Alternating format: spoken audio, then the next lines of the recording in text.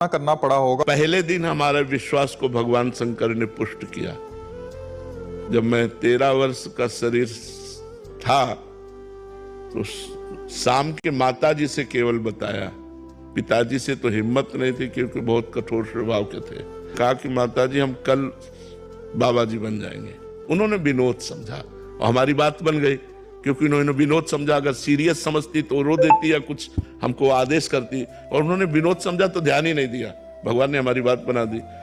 सब सो रहे थे, उठे, पिताजी को मानसिक प्रणाम किया, सैया पर थे, माताजी को प्रणाम किया, भाई बहनों को हाथ जोड़ा, और एक छोटी सी गीता, और एक ब्राह्मण कुल में जन्मे थे इसलिए चटाई, और वो एक लोटा, गृहस्थी वेश में ही भागे।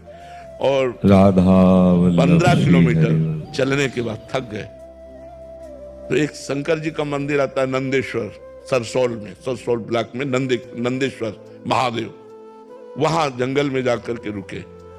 अब जब 12 बजे भूख लगी, क्योंकि सुबह से कुछ ना कुछ घर में मिल जाता था, अब सुबह तो मिला नहीं, चलते चले आए। अब दोपहर के 12 बज गए, भूख लगी, तो पहली बार हमारे मन में प्रश्न उठा कि कैसे जीवन निर्वाह होगा, जीवन निर्वाह कैसे होगा, कहां रहेंगे, कहां जाओगे।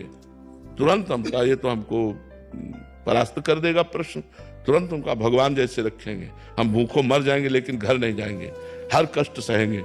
इतने में एक आदमी आ गया, हमारे विश्वास को भगवान ने तुरंत पुष्ट किया।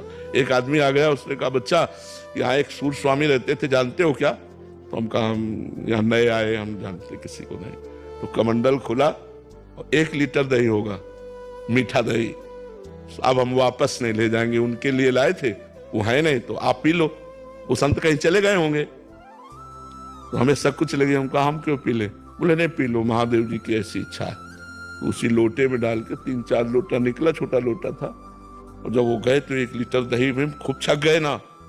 बस जो ही गए सो शंकर जी के ऐसे पिंडी को पकड़ के खूब रोए कि हमें विश्वास हो गया कि हमारे जीवन का आप पार करेंगे, आप स्वीकार करें। बस वो दिन क्या दिन, कभी घर नहीं याद आया, कभी घर नहीं गए, कभी परिवार से एक रोटी नहीं खाई आज तक।